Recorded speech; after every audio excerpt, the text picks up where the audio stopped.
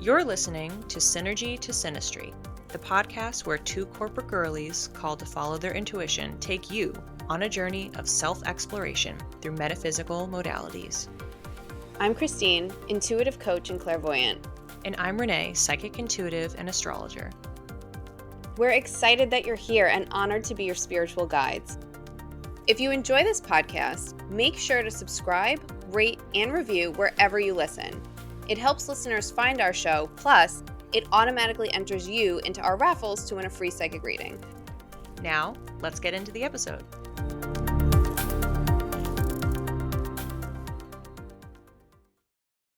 So Renee, tell us, how was your birthday? I made sure to sleep in, to do no work, except I wanted to do a solar return analysis. It's when your sun returns to the exact degree it was at when you were born. So we were laughing because we're like, what, like a Virgo thing? That my way to relax is doing an analysis. But I was really looking forward to doing this, and it was super interesting. So I looked back at 2024 and then forecasted 2025 for myself. So I'll be able to look back at it a year from now, which will be fun. As a fellow Virgo, I love this for you. Analysis and cleaning are our favorite hobbies. But I did want to tell you what was interesting is that yesterday Renee was telling me that her sun is in the 10th house. And coincidentally, my mom's birthday is on the same day as Renee's. Not only is my mom's Aries sun in the 10th house, both of their suns are conjunct their midheaven. And my north node is in Aries at 3 degrees. So for the listeners in astrology, the older you get, the closer you get to embodying your north node, and you start to meet people with those prominent placements in their chart. So I have been meeting a lot of Aries since I'm like 35, 36. I think that's when I met Renee. Not only is Renee in Aries, and of course my mom, but it's at such a tight degree that you really are teaching me to embody my Aries north node. How wild is that? And how cute. The cutest. Where your planets are placed by sign, and each of the signs has an associated element. So fire, air, earth, water. You're the heaviest in earth. I'm the heaviest in water. And those are complementary elements. And then my number 2 is earth. So yes, I have fire in there, but it's actually ranked 3rd of the 4 elements. And I have nothing in air. I wonder if the universe brought you into my life to like give me like a palate cleanser into Aries.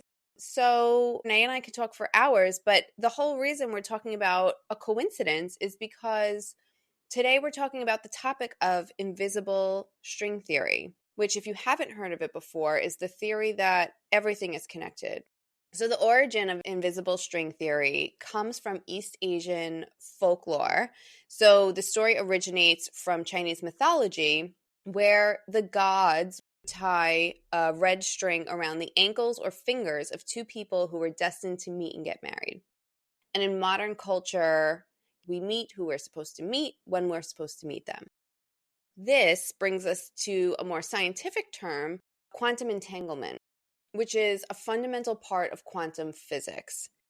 When 2 particles are entangled, they are connected regardless of how far apart they are. Quantum physics is the study of the world around us at the most fundamental level, at the most micro level.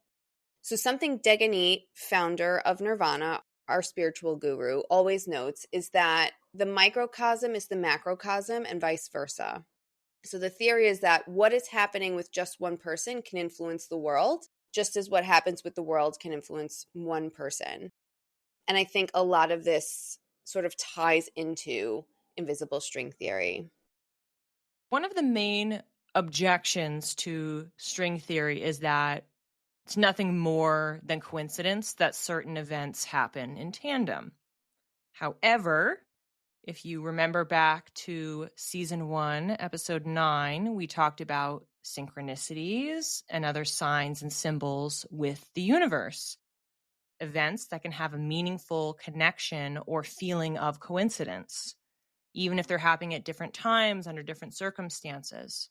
And as intuitives, of course, we know that we are all connected through energy because that's how we are able to provide readings for people. We are tapping into the energy of that person, getting information from who even knows where out in the ether, out in the universe, and able to translate that and bring it into the present moment.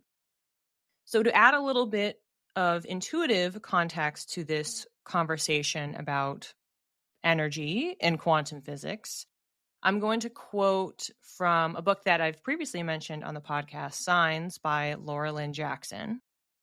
On page 62, she says, quote, "The universe is made of matter, and all matter is essentially condensed energy. Energy, therefore, is the currency that binds us all." And she continues on page 248. "Scientists who study quantum physics believe that all matter is energy. The atoms themselves are nothing more than constantly swirling fields of electric energy. And our souls, like everything else in the universe, are made of energy. In fact, our bodies actually emit light. Scientists have proven that in pitch darkness, we emit biophotons. While imperceptible to the human eye, these biophotons can be measured by sensitive instruments. We are quite literally beings of light." Sometimes I wish we could see through the lens of animals who have like a wider range of vision than we do, because I would love to see all these other things that we can't see with the human eye. Some people can see auras. So it's almost like Mhm. the energy field or like the light that they're giving off. Maybe the light has a certain color. So maybe there Mm. technically are some people who can. But I wanted to touch on just that last part where it's talking about beings of light. What Laura is referring to is this term that Degany uses and we tend to use, this idea of being light workers. So individuals who are bringing light with you, connecting to energy, carrying that light, being a light for other people so that they can grow spiritually, develop their souls for whatever their destined life path is. To continue this conversation, we're bringing on a special guest. You will know him from previous episodes of the podcast. My stepdad, Paul, is back, but this time to chat with us about one of his favorite hobbies and interests, which is perfect as somebody with a sun in Sagittarius. So, welcome to the podcast. Been looking forward to it. We're so happy you're happy because we can't wait to talk to you about this. The first question we wanted to ask you or pick your brain on is that we've defined string theory through like a textbook and a spiritual lens. Can you share what you've understood it to be? I'm a business person. It's not like I'm a physics professor or anything. But there's two general worlds of physics. There's the classical view, which is life in the world as we see it and understand it and can intuit from our existence here. And quantum mechanics is the study of the microscopic. So classical physics, macroscopic, quantum mechanics, microscopic. One of the things I heard you say, Christine, was that ultimately everything is a matter of energy. And that's exactly what Einstein's, the famous equation that everybody has heard of is E equals mc squared, that close interrelationship between energy, matter, and speed, actually, velocity. Renee, did you hear that? Me and Einstein were put in the same sentence. No big deal. E equals mc squared was around 1905 or so. And then he started tying it together with gravity. I think he published that maybe around 1916 or 1917. The quantum mechanics started coming together in the 20s and the 30s. Ultimately, we're made up of atoms and subatomic particles, which behave very differently. The laws of one domain don't work at all in the laws of the other. And so, how can this be? Where does one end and the other begin? String theory, from at least from Western materialistic science, started developing in the 1950s. And it was an attempt to reconcile those two worlds. What it proposes, the entire universe as we know it. Three of us here, air, time, space, matter, Everything at its most fundamental level is a massive symphony of tiny, one dimensional, vibrating strings. I feel like you said so much good stuff. And also, I have you seen Ant-Man and the Wasp? I've heard of it, but I have to say I haven't watched it. No. The whole theme basically is like quantum physics, Um, which is mm. nerdy but relaxing at the same time. I get my knowledge late at night when I'm tired and watch YouTube. Really am a huge fan of Brian Greene in the World Science Festival, a leading physicist and a mathematician himself. But he also has on wonderful guests, top people in the field, Nobel Prize winners, and he seems to rub elbows with all of these people. We have a few citations of the things that we've already talked about in the first part. We can link out to that YouTube page that you were talking about. Can you discuss some of the most important theories in physics that will help listeners to really conceptualize or visualize what quantum mechanics is? If the three of us want to get together for dinner, it's not like we can walk out the front door and just float to go meet someplace. We're constrained by the laws of motion, the laws of gravity, time. And so, physics, its goal is to understand what these laws and these constraints are. The Heisenberg uncertainty principle. Something can exist in two separate states at one time until you observe it. As soon as it's observed, it falls out of its probability state into a certainty. Quantum mechanics, it's really the most accurate scientific theory. It has a mathematical accuracy that can be calculated to 13 decimal points. And so that's why, for example, we have the technology today that we do, that we have cell phones, that we have computers, that we have quantum computers. It isn't what we would normally intuit. By comparison with classical physics, relativity, it allows for past, present, future all exist, almost as if it's a grand cosmic movie. If what we really are is a collection of subatomic particles, all of the information about us is here. And just like we can focus our attention talking to each other, I'm persuaded that there's quite a bit more information that's available to us. It doesn't surprise me at all.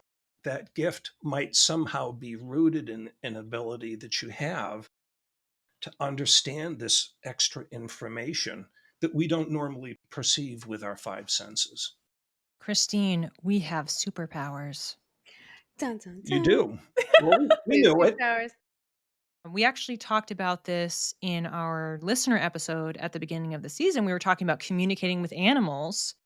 If all of those beings are made of energy, contributing something with the symphony of vibrating strings, Right. then if everyone just comes into this world with some thread of energetic connection, we've talked about this throughout the podcast, but we especially highlighted examples in the first season in episode 5 when we were discussing all of the clairs. And a lot of those are really simple things. You know, somebody's going to text you, and then they do. We're all little cell phone towers, and we're like pinging and we're sending information out, and then other people are picking up on it. Yeah. I kind of like to think of it as your strings are picking up on what other strings are Hmm. going on. Connecting to your intuition is more rooted in nature. And I think because there was a time where we were more connected to nature, it just made sense that if you saw an omen or you got a message or you hallucinated and spoke with your ancestors, like that was legit because Yeah. that's like what we had.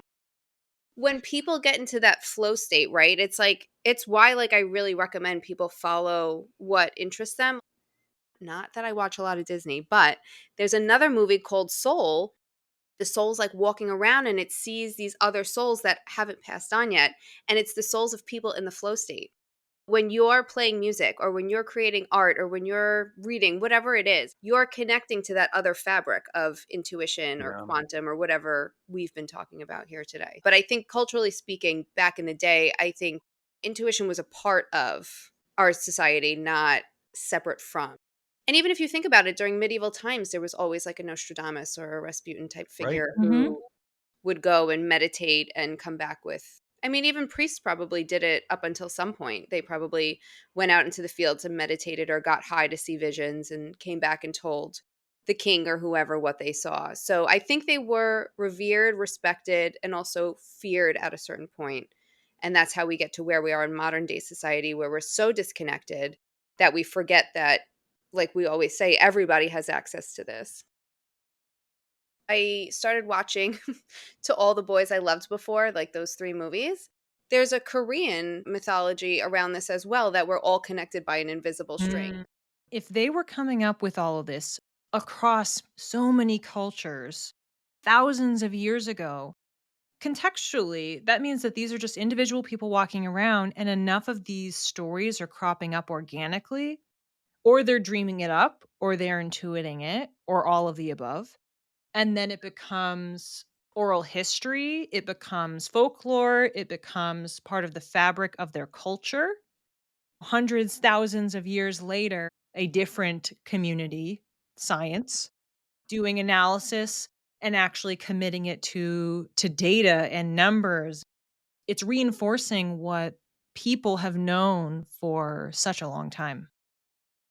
I want to go back to the symphony for a second because it just reminded me of a video I saw recently where a woman hooked up like a conductor to daffodils. You heard like the vibration that the daffodils were giving off that we can't hear with the human ear. But when she smelled the daffodils, it was almost like the sound coming off the daffodils got brighter.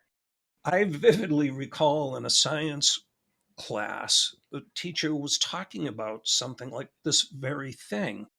A plant was in an environment, maybe like on a table with other plants. They started ripping apart the other plants violently, and this plant responded to it. There have been some studies on plants. They would have like you talking to a plant and you saying nice things to it. And then there's a control, they just water it. And then the other plant, they said mean things to it. And what they found was that the plant that received the mean things literally wilted and started to die. Wow. There is energy, like it matters. Whenever I go to water, I'll like talk to the plant that we have that I'm trying to nurse back to health. And I'll be like, I'm so sorry you're a little bit parched. I'm watering you. I'm going to take care of you. I'm here for you. I'm going to nurse you back. Hang in there with me. I was watching something, speaking of World Science Festival, last night. The reason that the universe is actually expanding and all of the galaxies are moving away from each other is the negative energy that fills the void of space that's called dark energy. And a really great analogy that Brian Greene made was to say, hey, look, take like a bicycle tire and lay it down so that it's flat on the ground and spin it and so that water is coming off of it. You can visualize that in your mind where water is just projecting off of the tire. That's how scientists would expect the behavior to be out in large constellations, especially spiral galaxies. They would expect to see stars and planets spinning off. They don't. They keep a nice tight formation. And the only explanation for it is the gravity of dark matter. This is going to tie the whole episode together. I had a book on my TBR that I was just telling Renee about before we joined this call. It's called The Sun is Also a Star. Mm. It's about a young Jamaican girl and how she's going into the city to find a lawyer to stop her from getting deported. She meets an American young boy who's in the city for his interview with Yale, but he doesn't want to go, so he just lets the day take him wherever. Sounds like something right from the current headlines. Yeah, right? Natasha talks about dark matter, and she's very Mm. scientific. And she's trying to explain this to Daniel, and he's like a poet and a dreamer. She's trying to explain that the universe is constantly expanding. The thing stopping it from expanding basically is dark matter that's holding it together, but we don't know what dark matter is. And Daniel the poet goes, dark matter is love because it's what holds everything together. What if dark matter scientifically really is just the energy of love, but Yep. on like a grand cosmic scale? All possibilities are open because they really don't know what it is. Obviously, we're discussing something today that's way more heavy in the science, and in this case, physics wing, because intuition, energy exists everywhere. And the thesis of the podcast is number one, everybody has an intuition. And two, there's so many different ways that you can access it and different tools that you can use to understand yourself. Mhm. And if this is one lens of, hey, you can see yourself in Albert Einstein. That's something that happened today. Yeah, there you go. You just didn't call it relativity, Christine. That's all. That's where I messed up. No. I'm here. She just wants to find another opportunity to sneak into the pod. She doesn't like the fact that the two of them are tied with their appearances and she wants more. Oh, Christine, we She's were here. talking about this the other day. She's like, well, what am I going to do? Yeah. Like, I want my own episode. What's my role? It's all about you. It's you know what? I told Renee we shouldn't do this. Thanks. I was downstairs working and I could hear like giggles, and I'm like, oh, they're having a good time.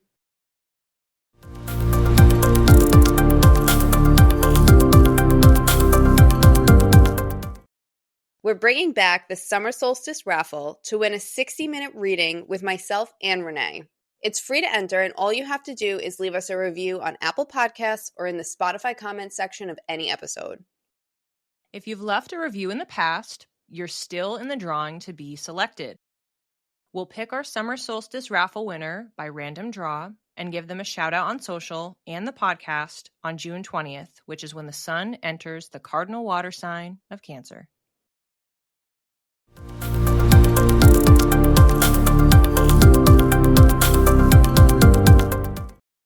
Because physics, and specifically quantum physics, is such a complex topic, we want to ground the conversation in some real world examples. Christine, why don't you start?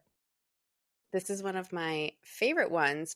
Group prayer or meditation is an example of the invisible string theory that we're all connected. It's known as the Maharishi effect. And some of you may have heard of this, but basically in 1960, Maharishi Mahesh Yogi predicted that 1% of a population practicing transcendental meditation would produce some measurable improvements in the quality of life for the whole population. This phenomenon was first reported in a paper published in the 70s. And what they found was that when 1% of a community practiced transcendental meditation, the crime rate in that area was reduced by 16% on average. I think we've heard of other examples of this as well, where somebody is really sick and their community prays for them and they make a miraculous recovery. There are just a lot of instances, regardless of what culture or what term you use to talk about meditation, where if enough of us focus on healing in some way, it can happen. One person meditating can do something, but if we get a group of people meditating, we can do so much more, and we can maybe make a measurable impact on society. There's so many layers to what you just said. Programs that they do in prisons where they have people come in and they teach them meditation and, different wellness practices and like what an impact that has. Like if you just equip people with some of these tools, on one hand, you're helping the individual. So self-regulation of emotions, being more present. But as we can attest to by doing the Nuurvana circles, which as of recording, they're happening monthly, there is a different feeling when you are meditating by yourself versus meditating within a group. You pick up on energy. It feels different. Even if you're remote and you're not in person, when everyone is sitting down and they are putting their focus, their attention towards collective healing or supporting each other or creating that safe space for community and connection. And then third point that came to mind in listening to that, if we have X amount of people in society deciding anything, we want to donate more, volunteer more. If you have enough people that commit to doing that, it will have a tangible impact within that set group. But then when those people spread kindness, love, and support, they are impacted in a way that a certain percentage of that group then decides to turn over a new leaf, and so on and so forth. And it has a ripple effect, which is why one person in theory could inspire enough people to make some sort of a change. But when you have a locked in group, and this brings us back to the light workers I mentioned earlier, this idea that we have all of these people, potentially us included, whose spirits chose to be incarnated in this time, who think in a different way, who want everybody to get along, love, and support each other, to not have war and people fighting and being mean and denying people's realities, and wanting to have peace and connection and collaboration. We are strong when we work together than when we are pitted against each other, and not letting the powers that be do that to us. So when we have this community of people already with this principle, slowly finding each other over time, and then individually having their own impact, and then teaming up and having an impact, which is hopefully what we are doing with this podcast, that maybe we can have our own little Maharishi effect. That would be very, very cool. It makes me think about like the concept of community as well. If I'm doing yoga, I enjoy it more when I'm in a room full of people who are also doing yoga and meditating together. Like you said, the energy is just buzzy. There's a studio in New York called Lion's Den Yoga, and it's hot yoga. You'd be doing tree pose, and everybody had to have their hands touch. So we were all literally connected. And as much as I thought it was so disgusting to touch the person's hand next to me, like I loved that connection of the community of people I was with. You just felt so much more uplifted. Like your vibration was higher, your mood was better. So I definitely think there is something to this. Another example that I want to highlight here of invisible string theory is meeting someone and you feel like you've known them forever. Your souls are bound together for something in this life. You're meant to learn something together. You're meant to create something together. Maybe you're meant to spend the rest of your life together.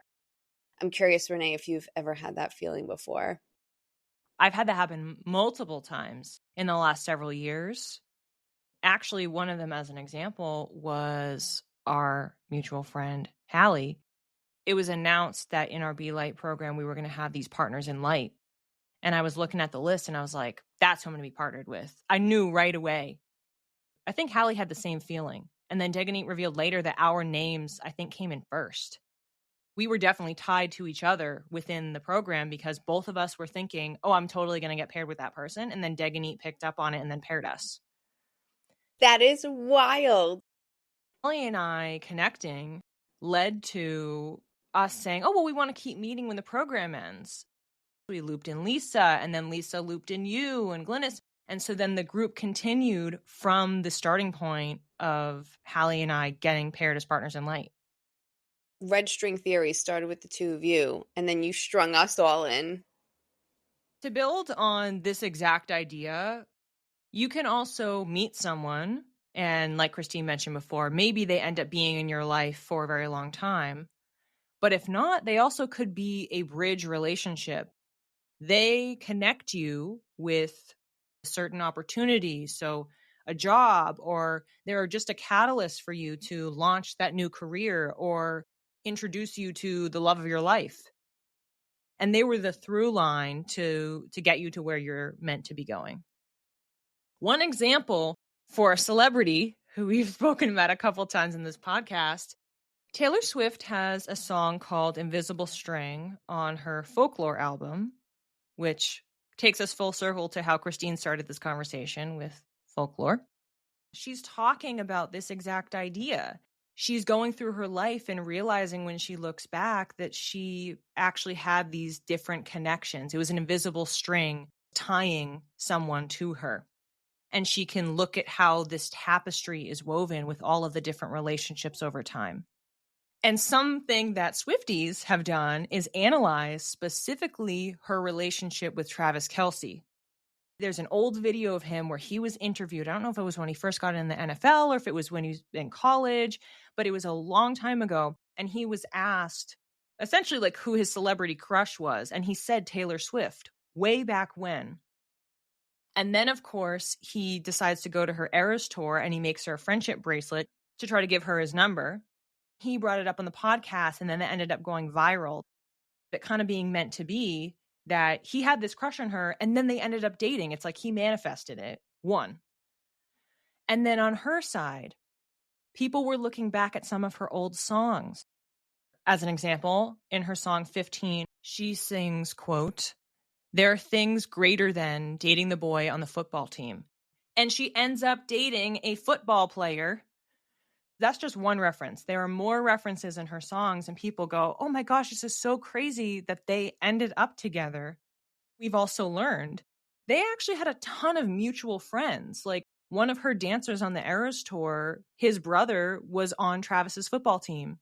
And they had, I think, like Miles Teller, like there was some connection like through him. There was like a bunch of different like friends of friends, and they had intersecting circles. So I don't know if that's how she ended up actually considering going out with him because she got all these references. But it's almost like they were living their lives in parallel for a period of time before they actually intersected and linked up. And one might say, was that the invisible string that was eventually connecting them to be together now? I am like a little kid listening to the story of Santa Claus right now. I am enthralled. I freaking love this so much. I'm like speechless at this point. I just can't believe. And if anyone wants to know, like Travis and Taylor are my American royalty. So, oh my God, love them so much. If this principle of invisible string theory is weaved through the fabric of reality, I think the big question here that we should close out on is what does that mean for how we live our lives? Does that change how we think about things?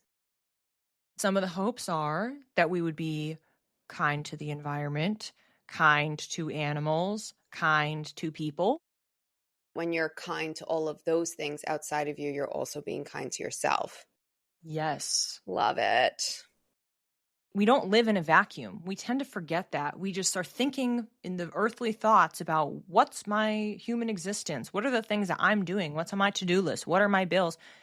Totally understandable that we think about that. However, we don't have to understand every single aspect of quantum physics and how far the universe goes and black holes, and that can be very overwhelming and scary and intimidating to some people. We don't actually have to live that far out. We can live farther than just the human day-to-day and kind of strike a balance in between. There's another theory in physics where every action has an equal and opposite reaction. So if that's the case, then what you are doing impacts you and it impacts other people. And then what we do does matter. People can get very existential and say, oh, well, you know, if we're just in this blip of time, then what I do doesn't. Okay. If you want to take that approach and say that what you're doing now, because you're just a speck in the arc of history of the universe, but really a lot of people are not going to think that way. And again, that feels disenfranchising. Nothing I do matters. And we know that that's not true. We know that you just holding a door open for somebody or complimenting a stranger can change their entire day. And then you changing their entire day means that they do or say something to other people or they make a different choice. There's extremes. It comes back to finding the balance, walk that tightrope, and know that you actually do have power. To throw in some more quotes here, with power comes great responsibility. Okay, Spider-Man. Yeah. And I think something else that I would build onto that is it almost releases this worry that we're not going to find the right people.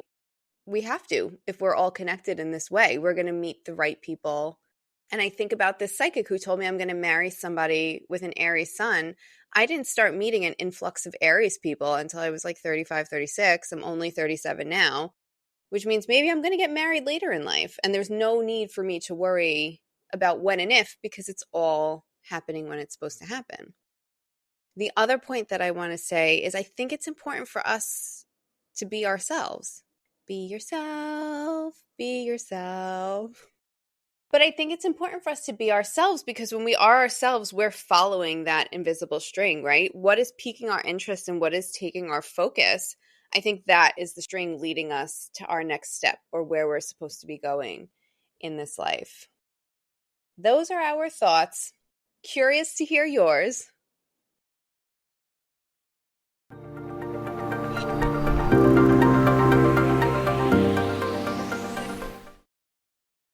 Christine, what did you dream? This dream I had before the March 14th eclipse of 2025. I had cut my hair. I wanted curtain bangs, but I kept saying, I want ribbon bangs. And I knew I meant curtain, but I kept saying ribbon. So I took these two symbols and I looked them up. What does a haircut mean and what does a ribbon mean? A haircut signifies a fresh start or shedding some unwanted aspect of yourself. Ribbons are fun, I think. They signify innocence, playfulness, festivities, frivolity, and girliness. I think the message that I'm getting is I am shedding. I don't want to say that this is an unwanted aspect of myself, but I think I've had more masculine energy for a really long time than feminine. And I've been working towards incorporating a lot more of the feminine energy into myself. And for those of you who know me, I love to dress up. I love makeup. I love to get my nails done. Not that sort of femininity, more sort of the feminine energy of trusting the universe and taking a step back. And I don't always have to be in control. Let myself be taken care of for once. So I'm kind of excited to see what happens. Renee, what was your dreams about? My dream, I picked from a different astrological event, the spring equinox. I was sitting on the ground and I had a young blonde boy who I knew to be my son. For context, I don't have any children. This boy was sitting in my lap. He was small, so I guess he was maybe like a toddler or something like that, but he was very precocious because we were having a conversation, and I registered in my dream that he shouldn't be able to talk back in the way we were conversing. Like, he was embracing me and he kissed the back of my head and then he kissed my face. And then he went to stick his fingers up my nose. And so I'm like backing away, like, because it's like what like a little kid would do. Like there's no sense of boundaries. They're just kind of all over you. And then I started to talk to him. I don't remember all of the words I was using, but we had a conversation. And then I asked him how old he thought I was. And he gave me a number. I don't remember, but it was something outrageous. Like it was like 80 or 100 or something like that. In my head, I thought, oh, that's good. He picked a lower number than last time. For a few years now, I regularly have dreams with children or babies. Now that I'm sitting here and thinking about it, most of the time that I have a child, it's a son, actually. For my analysis with this dream, it was a little tricky because some of the symbols in it were so specific and I was having trouble finding one-to-ones on it. Talking to a child. What this can symbolize is that you, the adult, are encouraged to listen to advice from your elders or to not rush into action and to get in touch with your inner child or a sense of play. Being kissed by a child, that can be a message to learn moderation or an indicator that you are currently balancing joy and your spirituality in some capacity, or to do a little bit more of it. Then I looked into the kiss placement. So it's the back of my head and on my cheek. And what I was able to find with those is the back of your head symbolizes support in concerns around security, financial or just otherwise symbolic. The kiss on the cheek is an encouragement to lean into your feminine energy, which is what a coincidence, but not a coincidence, that Christine and I both had a dream that mentioned play and about leaning into feminine energy. How perfect. We did not compare notes when we selected these dreams for today. Oh my God, my hands are on my cheeks, Macaulay Culkin style. 2 more symbols I want to cover before we wrap up here. Fingers up the nose. There is a symbol for somebody like grabbing at your nose, which is kind of what he was doing. Like he wasn't picking my nose, he just was like sticking his fingers in there. The meaning of somebody else grabbing your nose is actually an indicator of you finding your soulmate soon. Again, Christine's sitting there and she's clapping and dancing. I saw this and I was so excited. This is awesome. I am obsessed, and I am so excited that we're recording the podcast during these seasons, almost like a little diary of what happens now. I know. I'm so excited. Oh, okay. Keep going. The last piece of symbolism that I have for this dream was talking about age. And this was where it was hard because the nuance here was that the kid was guessing my age and he guessed incorrectly. The closest interpretation that I could find was this idea of being a different age than you actually are in the dream. And what that means is a call to embrace new perspectives and opportunities. Basically, this very short dream was just piece of advice after advice after advice, and then validation and encouragement of like, you're on the right track, or this thing is coming, or like, stay open. And I really can't wait to see what happens for us, because I feel like these are such, I don't know, exciting, positive messages.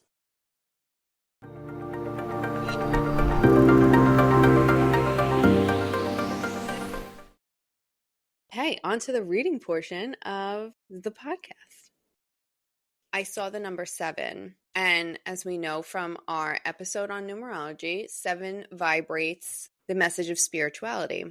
And so what I was hearing was it's no coincidence that Renee and I happened to schedule this episode for episode 7 slot of the podcast this season, which I thought was pretty cool. And I basically saw my cat Copper has a very thick coat, and I feel like he's always like charged with static electricity. At night, sometimes he'll come into bed and obviously it's pitch black, and I'll go to pet him and I'll see these like little blue and purple sparks in his fur because he's static electric all the time. And they were reminding me that like magic is all around us. Like they were showing me fireflies, like these little bits of light that sort of pop out when we least expect it, and we're almost like in awe of it. And the message from Spirit was to look for it. And if you feel called to it, send an email to Renee and I about the little piece of magic you found. It could be anonymous. And if we get enough responses, we can compile it and share it with the audience. And the mantra that I got for us is magic is all around. Is so rare on this podcast. But yeah, mine felt not the opposite of yours, but in a square. So what I was brought into was a jar of pickles. It's acidic, it's sharp. Like that's the energy that you are swimming in right now. For some of you, you don't mind because you're okay with a little acidity. And for others, it is just simply not to your taste. So what I'm seeing is kind of like a water purifier, but it's some sort of filtration system, clearing the juice out so it gradually changes from that fluorescent green color to clear, so it just looks like water. And for this reading, I was called to use some cards. So I pulled 2 different cards from the Moonology Manifestation Oracle deck. And it was at this point that I got the nudge to flip over card number 1. And that card is the full moon in Sagittarius. See the bigger picture. What we're doing is we're seeing beyond and outside of the pickle jar. We couldn't see before because it was opaque. We can understand now, where is this pickle jar? It's on a shelf somewhere, but are we in a fridge? Are we in a kitchen cabinet? Are we in the grocery store? What's the context? Because the context matters. The next thing that came through was seeing somebody reach in and take the jar off the shelf and try to open the container. Pickle jars are notorious for being challenging to open. The person inside is getting jostled around, like they're like sloshing around within this jar, banging up against the walls while the person is opening it. So you are quite literally being shaken up. Before I even finished the story here, I got nudged, oh, flip over the next card. I started cracking up. New moon in Cancer, relax. Which made me laugh because it's like you're being shaken up and you're like, oh gosh, you're like so frazzled. The universe, your guides are telling you to relax because it's going to be over soon. And once the jar gets open, you can free yourself from the jar and get out. So I want to add the caveat here. You're not a pickle. You just happen to be in a pickle jar. So you're not at risk of like the person reaching in and trying to eat you. That's not the horror movie scenario that's in this.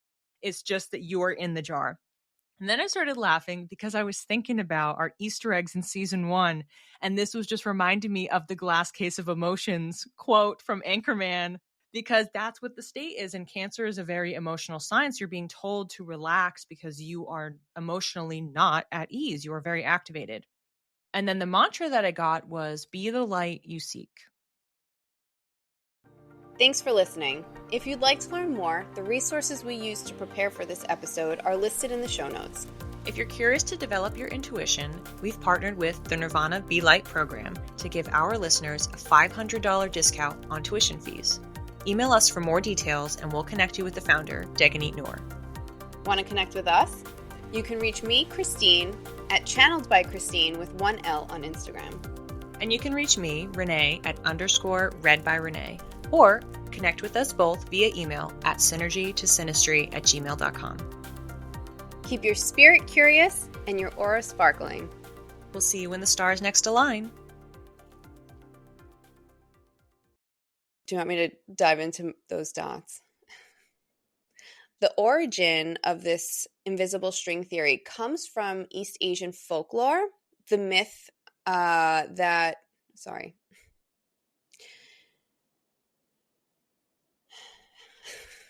It's like I can't see my brain. Okay.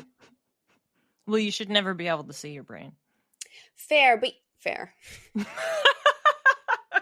have no defense. The case rests. And I forgot anything I was going to say while we were waiting for the siren, so I have nothing for you. My brain's a bowl of spaghetti. No, she's like a cloud puff today.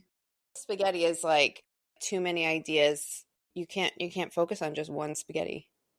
So it's like an awareness of the fact that there's all of the different strands of spaghetti. So there's so much.